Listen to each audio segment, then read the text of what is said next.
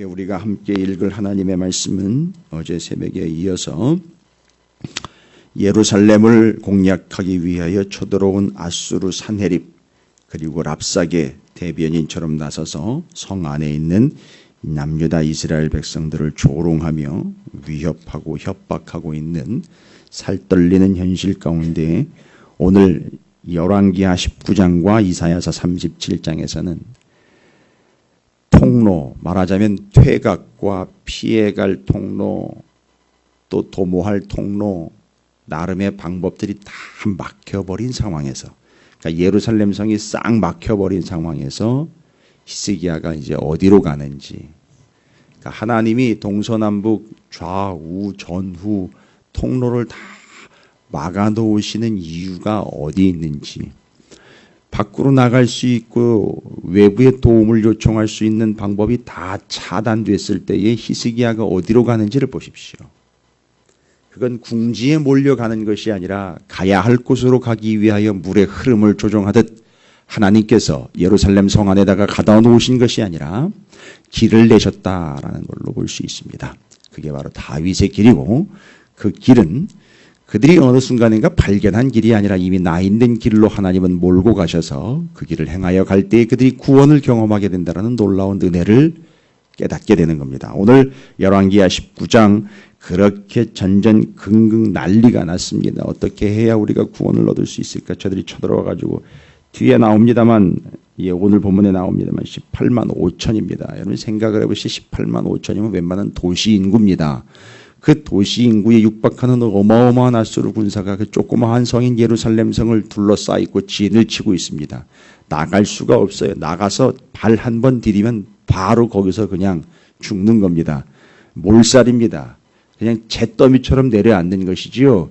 그런데 거기서 무슨 일이 일어나는지를 보십시오. 18만 5천으로 전후 좌우 통로를 다 막아버리신 바로 예루살렘의 히스기야와 이스라엘 백성들, 그들이 어디로 가고 있는지를 보시기 바랍니다.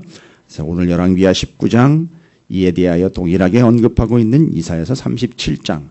그래서 열왕기하 19장과 이사야서 37장을 읽고 하나님께서 내신 길, 난공불락의 성, 예루살렘 성, 그 안에서 견고하고 온전함을 경험하는 것이 아니라 위협과 협박 속에서 오직 한 길, 나 있는 외길, 그 길로 몰아가시면서 그들을 구원해내시는 놀라운 사건, 히스기야가 어떤 행동의 변화가 오게 되고 하나님 앞에 어떤 행동을 취하게 되는지를 눈여겨보시기 바라겠습니다. 열왕기하 19장과 이사야서 37장을 함께 읽어가도록 하겠습니다. 틀어주시죠. 열왕기하 19장. 히스기야 왕이 듣고 그 옷을 찢고 굵은 배를 두르고 여호와의 전에 들어가서 왕궁의 책임자인 엘리야김과 서기관 셈나와 제사장 중 장로들에게 굵은 배를 둘러서 아모스의 아들 선지자 이사야에게로 보내매 그들이 이사야에게 이르되 히스기야의 말씀이 오늘은 환난과 징벌과 모욕의 날이라. 아이를 낳을 때가 되었으나 해산할 힘이 없도다. 랍사게가 그의 주 아수르 왕의 보냄을 받고 와서 살아계신 하나님을 비방하였으니 당신의 하나님 여호와께서 혹시 그의 말을 들으셨을지라. 당신의 하나님 여호와께서 그 들으신 말 때문에 꾸짖으실 듯하니 당신은 이 남아있는 자들을 위하여 기도하소서 하더이다 하니라.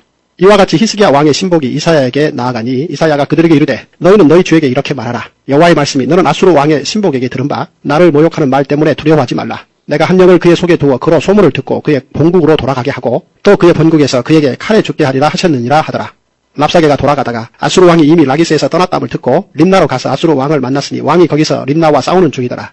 아수르 왕은 구스 왕 디르하가가 당신과 싸우고자 나왔담을 듣고 다시 히스기야에게 사다를 보내며 이르되 너희는 유다의 왕 히스기야에게 이같이 말하여 이르기를 내가 믿는 내 하나님이 예루살렘을 아수르 왕의 손에 넘기지 아니하겠다 하는 말에 속지 말라. 아수르의 여러 왕이 여러 나라에 행한 바 진멸한 일을 내가 들었나니 내가 어찌 구원을 얻겠느냐. 내 조상들이 멸하신 여러 민족 곧 고산과 하란과 레셉과 들라살에 있는 에덴 족속을 그 나라들의 신들이 건졌느냐. 하맛 왕과 아르밧 왕과 스발와임 성의 왕과 헤나와 아와의 왕들이 다 어디 있느냐 하라 하니라.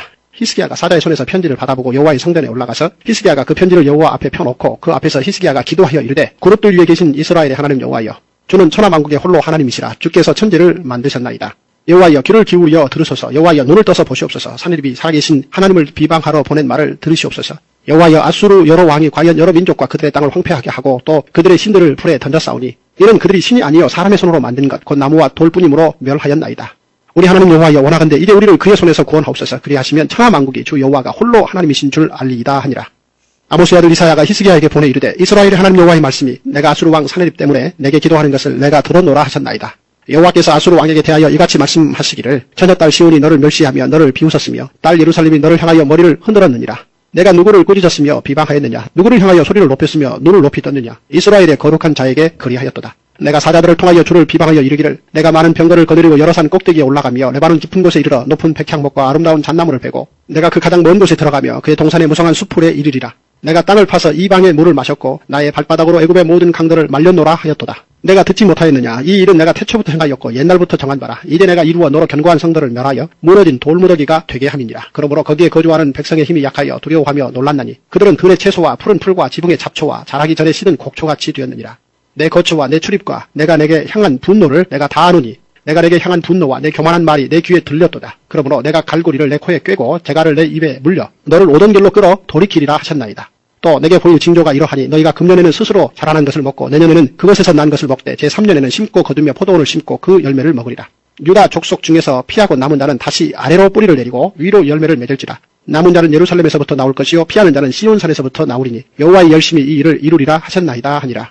그러므로 여호와께서 아수르 왕을 가리켜 이르시기를 그가 이 성에 이르지 못하며 이리로 화살을 쏘지 못하며 방패를 성을 향하여 세우지 못하며 치려고 토성을 쌓지도 못하고 오던 길로 돌아가고 이 성에 이르지 못하리라 하셨으니 이는 여호와의 말씀이시라. 내가 나와 나의 종 다윗을 위하여 이 성을 보호하여 구원하리라 하셨나이다 하였더라. 이 밤에 여호와의 사자가 나와서 아수르 진영에서 군사 18만 5천 명을 친지라. 아침에 일찍 일어나 보니 다 송달이 되었더라. 아수르 왕 사네립이 떠나 돌아가서 니느웨에 거주하더니 그가 그의 신 니스룩의 신전에서 경배할 때에 아드람 멜렉과 사레셀이 그를 칼로 쳐 죽이고 아라랏 땅으로 그들이 도망하며 그 아들 에살 학돈이 대신하여 왕이 되니라. 이사야 37장. 히스기야 왕이 듣고 자기의 옷을 찢고 굵은 베옷을 입고 여호와의 전으로 갔고 왕궁 맡은 자 엘리야김과 서기관 셈나와 제사장 중 어른들도 굵은 베옷을 입으니라. 왕이 그들을 아모스의 아들 선지자 이사야에게로 보내매 그들이 이사야에게 이르되 히스기야의 말씀에 오늘은 환난과 책벌과 능력의 날이라. 아이를 낳으려 하나 해산할 힘이 없음 같도다. 당신의 하나님 여호와께서 랍사게의 말을 들으셨을 것이라. 그가 그의 상전 아수르 왕의 보냄을 받고 살아계시는 하나님을 회방하였은즉 당신의 하나님 여호와께서 혹시 그 말로 말미암아 견책하실까 하노라. 그런즉 바라건대 당신은 이 남아있는 자를 위하여 기도하라 하시더이다 하니라. 그리하여 히스기야 왕의 신하들이 이사야에게 나아가매 이사야가 그들에게 이르되 너희는 너희 주에게 이렇게 말하라. 여호와께서 이같이 말씀하시되 너희가 들은 바 아수르 왕의 종들이 나를 능독한 말로 말미암아 두려워하지 말라. 보라 내가 영을 그의 속에 두리니 그가 소문을 듣고 그의 고국으로 돌아갈 것이며 또 내가 그를 그의 고국에서 칼에 죽게 하리라 하셨느니라 하니라. 아수르 왕이 라기스를 떠났다 함을 듣고 랍사게가 돌아가다가 그 왕을 만나니 림나를 치고 있더라. 그때 아수르 왕이 구스 왕 디르하가의 일에 관하여 들은즉 사람들이 이르기를 그가 나와서 왕과 싸우려 한다 하는지라. 이 말을 듣고 사자들을 히스기야에게 보내며 이르되 너희는 유다의 히스기야 왕에게 이같이 말하여 이르기를 너는 내가 신뢰하는 하나님이 예루살렘이 아수르 왕의 손에 넘어가지 아니하리라 하는 말에 속지 말라. 아수르 왕들이 모든 나라에 어떤 일을 행하였으며 그것을 어떻게 멸절시켰는지 내가 들었으리니 내가 구원을 받겠느냐. 나의 조상들이 멸하신 열방 고산과 하란과 레셉과 및 들라살에 있는 에덴 자손을 그 나라들의 신들이 건졌더냐. 하맛 왕과 아르밧 왕과 스발 와임 성의 왕과 헤나 왕과 이와 왕이 어디 있느냐 하라 하였더라. 히스기야가 그 사자들의 손에서 그를 받아보고 여호와의 전에 올라가서 그 글을 여호와 앞에 펴놓고 여호와께 기도하여 이르되 그룹 사이에 계신 이스라엘 하나님 만군의 여호와여 주는 천하만국의 유일하신 하나님이시라. 주께서 천지를 만드셨나이다. 여호와여 귀를 기울여 들으시옵소서. 여호와여 눈을 뜨고 보시옵소서. 사내립이 사람을 보내어 살아계시는 하나님을 회방한 모든 말을 들으시옵소서. 여호와여 아수르 왕들이 과연 열국과 그들의 땅을 황폐하게 하였고 그들의 신들을 불에 던졌사오나 그들은 신이 아니라 사람의 손으로 만든 것일 뿐이요 나무와 돌이라. 그러므로 멸망을 당하였나이다. 우리 하나님 여호와여 이제 우리를 그의 손에서 구원하사 천하 만국이 주만이 여호와이신 줄을 알게 하옵소서 하니라.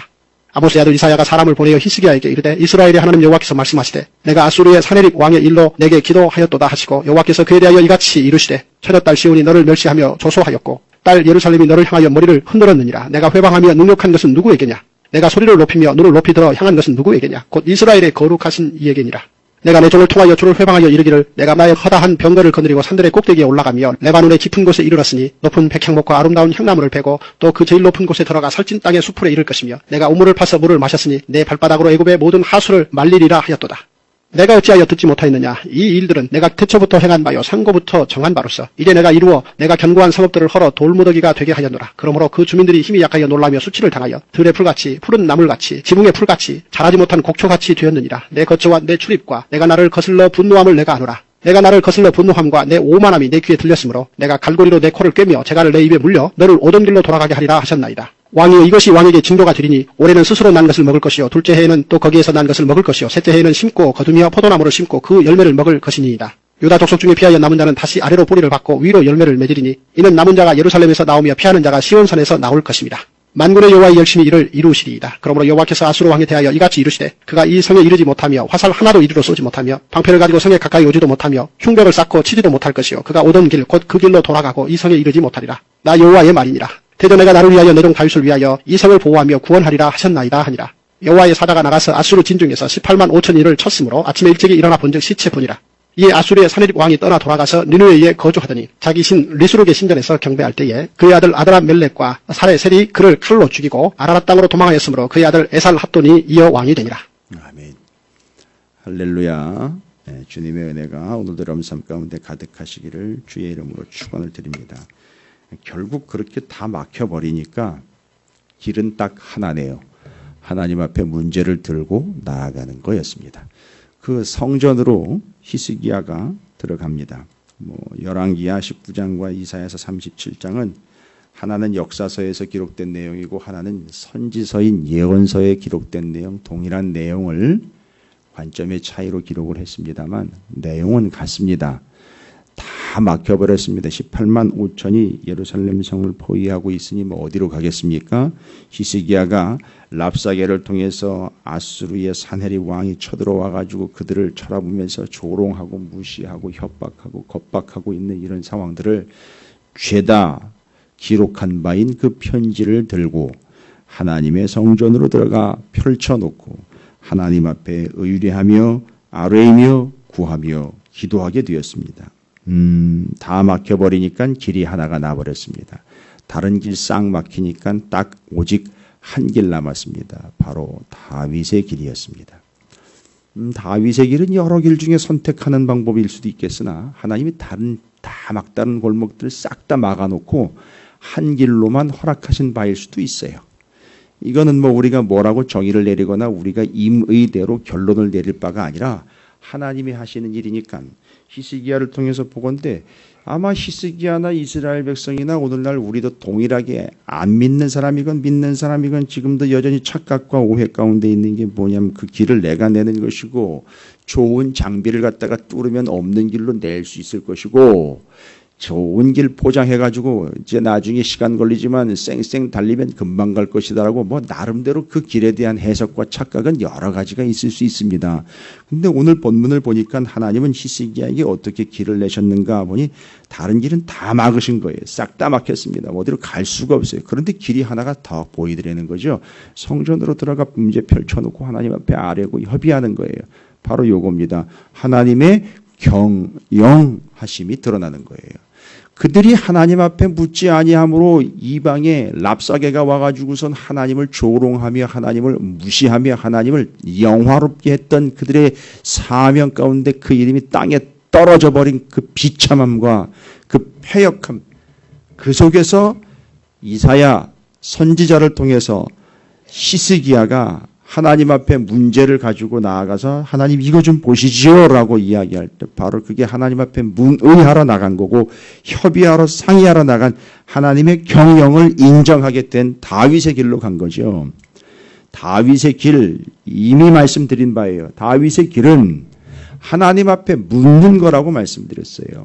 그게 경영함의 반응이라고 말씀을 드렸습니다. 이제 우리는 열왕기 하를 말씀으로 공부하고 있고 나누고 있습니다만 사무엘 하에 이 부분에 대해서 상당히 중요하게 언급한 사무엘하 8장 6절과 14절에 이런 내용이 나와 있습니다. 다윗에 대한 내용인데 다윗이 어디로 가든지 여호와께서 이기게 하시니라. 다윗이 어디로 가든지 여호와께서 이기게 하셨더라라고 사무엘하 8장 6절과 14절에 명확하게 기록하고 있습니다. 다윗이 어디를 가든지 이기게 하셨대요. 다윗이 알아서 이겼다가 아니라 하나님이 이기게 하셨대요. 그런데 그 이기게 하신 거의 이유를 찾아보니까 사무엘하 7장 9절에 하나님이 뭐라고 말씀하셨느냐면 내가 가는 모든 곳에서 내가 너와 함께 있어 라고 나와 있어요. 그러니까 사무엘하 7장과 8장 제가 지금 왜 갑자기 사무엘 하로 넘어갔느냐 하면 히스기야가 그동안에 깜빡했건지 아니면 무시를 했든지 외면했든지 가지 못한 길이 눈에 보였어요. 다른 길 다 외통수로 막혀버리니까 한 길만 딱 보였어요. 성전 가는 길 그것만 보였어요. 그래서 그 문제 가지고 그 편지요. 조롱하는 편지 가지고선 들고 이게 벌벌벌 떨면서 하나님께 간 거예요. 가가지고 하나님 앞에 딱 올려놓은 겁니다. 이게 바로 다윗이 했던 거거든요. 다윗이 하나님 앞에 문제를 가지고 가 물어본 겁니다. 아뢰인 겁니다. 협의한 거예요. 상의한 거예요. 문의한 겁니다.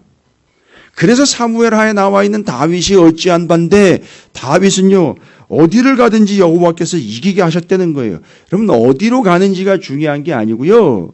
이겼다가 중요한 게 아니라 하나님이 이기게 하셨다는 거예요. 근데 그걸 7장 사무엘하 7장에서는 내가 가는 모든 곳에 내가 너와 함께 있었다는 거예요. 그러니까 지금 이 문제는요. 정확하고 명쾌하게 해석이 됩니다. 그가 어디를 가든지 이겼다. 어디로 가야 이기는 게 아니라 어디를 가든지 여호와께서 이기게 하셨다니까 정답은요. 하나님이 이겼다는 거예요. 다윗이 이긴 게 아니라 하나님이 이긴 거예요. 다윗은요. 숟가락 하나 얹어놓은 거예요. 하나님이 이길 때 그 곁에서 그냥 같이 그걸 누린 겁니다. 하나님이 이길 때 그냥 숟가락 하나 얹어놓고 거기에 참여한 것뿐이에요. 그런데 성경은 다윗이 이겼다라고 이야기를 해줘요. 하나님이 그거에 대해서 뭐라고 얘기 안 합니다. 어디 거짓말을 새빨간 거짓말을 해 내가 이긴 거지 다윗이 이긴 거야 어디 내가 한 거지 하지 않아요. 하나님의 의도예요. 다윗이 이기게 하신 게 맞아요. 아니 내가 이겼는데 다윗이 이겼다고 쳐주신 거예요. 왜일까요?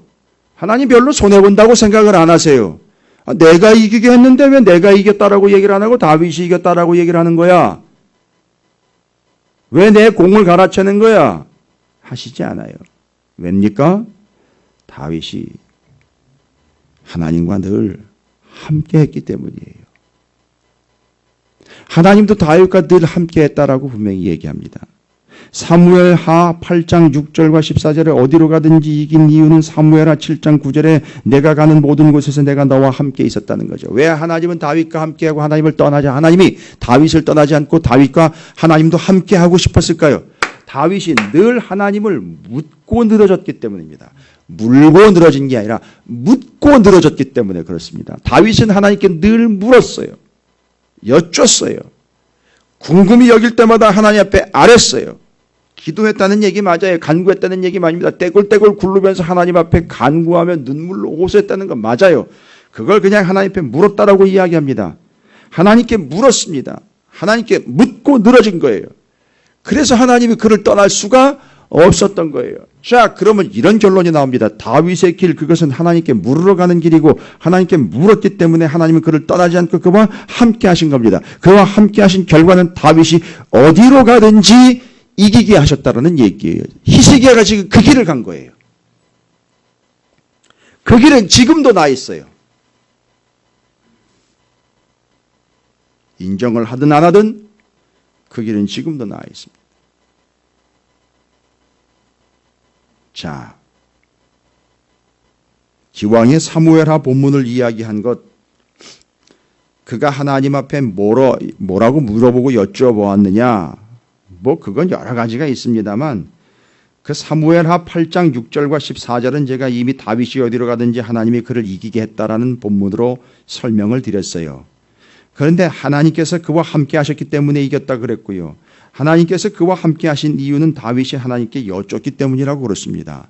하나님께 여쭙는 것이 하나님께 묻는 것이 그가 하나님과 함께 하는 거라 그랬어요. 그러면 그가 하나님과 함께 했다는 증거는 뭐냐? 물었다라는 증거는 뭐냐? 사무엘하 8장 15절입니다. 상당히 중요한 구절이에요. 사무엘하 8장 14절에 그가 어디로 가든지 여호와께서 이기게 하셨다라는 걸 바로 이어가지고선 사무엘하 8장 15절에 다윗이 어떠했는지를 설명해 주는 본문인데 다윗이 정의와 공의를 행했다라고 나와 있어요. 어디로 가든지 하나님이 다윗을 이기게 하셨다라는 본문 바로 뒤에 다윗이 사무엘하 8장 15절에 정의와 공의를 행했다고 그럽니다. 여러분 이건 설명이 필요한 거예요. 우리 멋대로 해석하거나 자기 멋대로 해석해서는 절대 안 되는 구절입니다. 하나님께서 다윗과 함께 하셨고 다윗이 하나님과 함께 할 분명한 근거를 가지고 있는 그 증거, 다윗이 정의와 공의를 행했다는 얘기입니다. 여기 정의와 공의는요. 정의는 미시파트라는 히브리어고요. 공의는 하다카라는 단어입니다. 그 하다카라는 단어와 미시파트라는 단어가 죄송합니다. 차다카라는 단어와 미시파트라는 단어입니다. 미시파트가 곧 정의고 공의가 차다카라는 단어인데 이게 조금 해석할 때 다윗의 입장에서 다윗의 주관적으로 해석을 했다가는 큰일 날 부분입니다. 여기 정의라는 말은 미시파트라는 말인데 본뜻이 히브리어의 본뜻은 판별과 판단과 사리분별과 재판이라는 얘기입니다.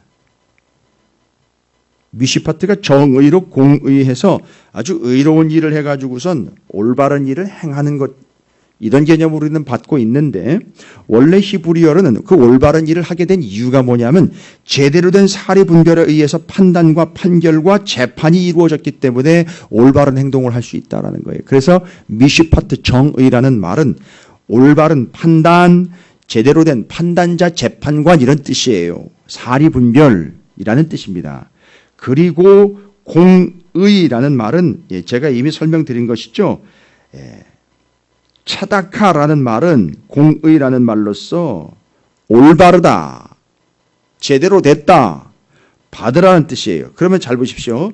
정의와 공의를 행했다라는 말은 아까 정의는 판결, 판단, 재판, 사리분별인데 이게 차다카라는 단어와 합쳐져 가지고 어떤 판단이 되어버립니까? 올바른 판단이 되어버립니다.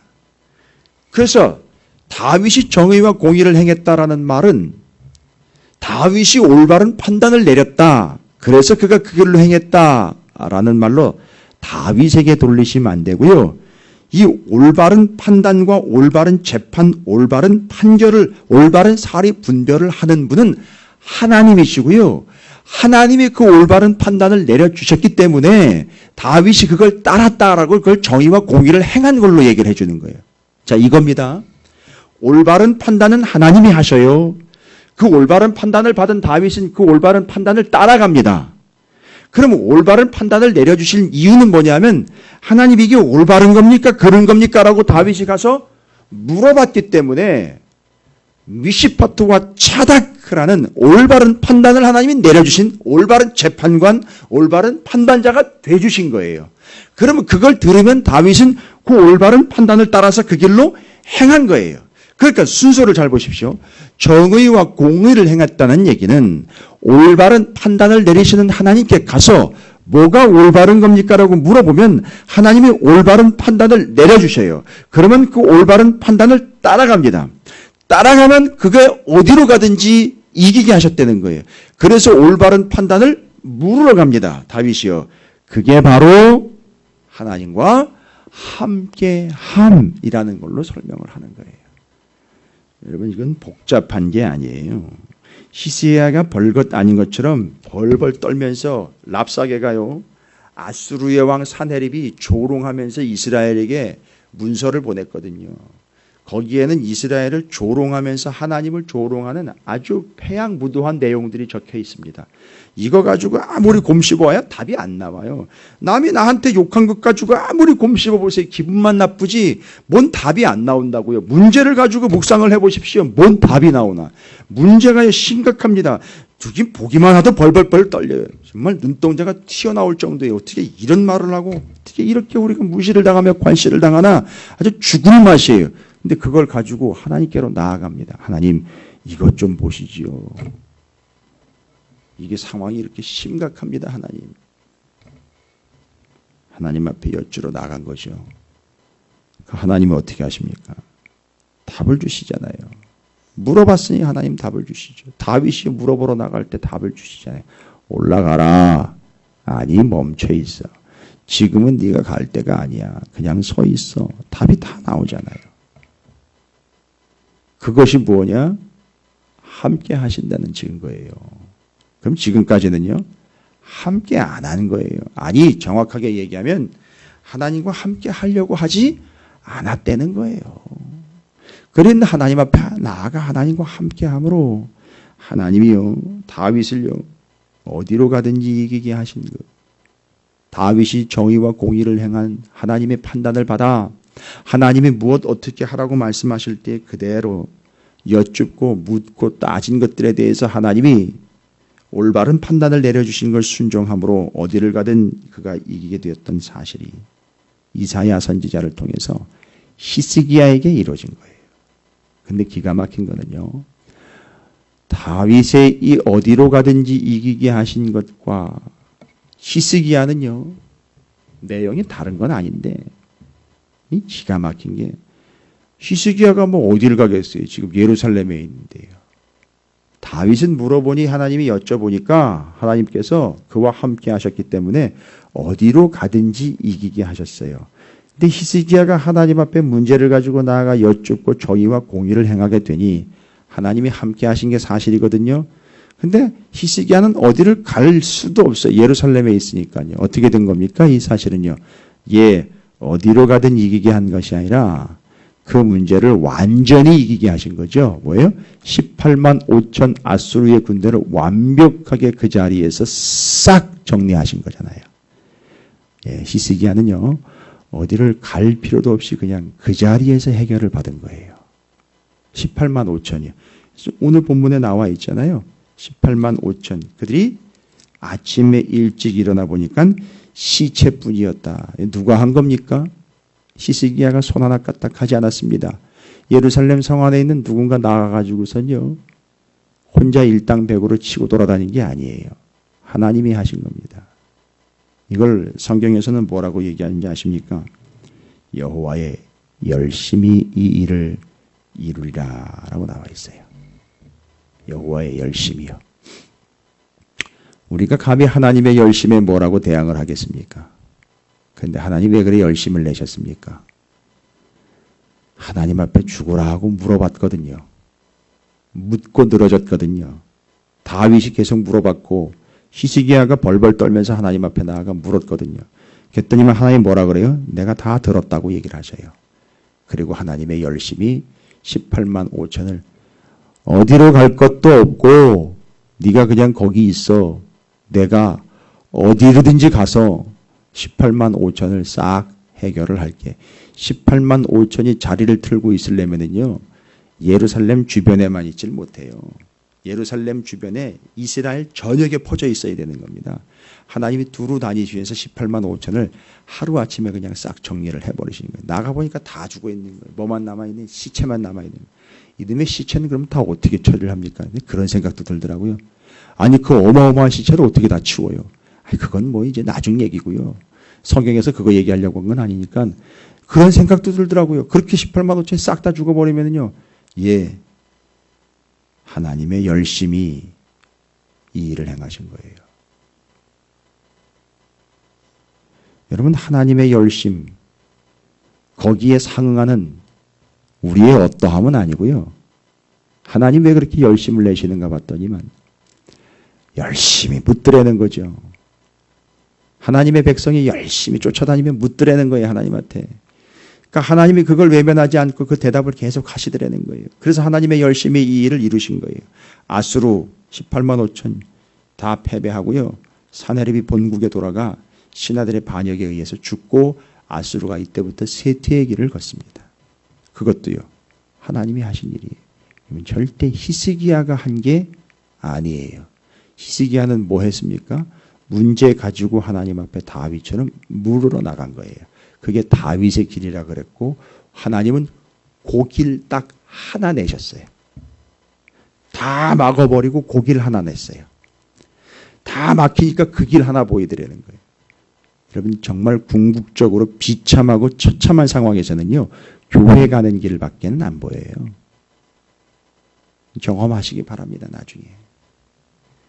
여기 저기 어디 가서 힐링해보고 어디 가서 물어보고 어디 가서 자연 가가지고선 거기 가서 피곤 풀어보고 오고 뭐 이런저런 여러 개를 있는 것 같죠? 아니요. 궁극적으로 진짜 길은 딱 하나의 길밖에 안 나요. 나중에는 하나님 앞에 나와 교회 가는 길밖에 안 나와요.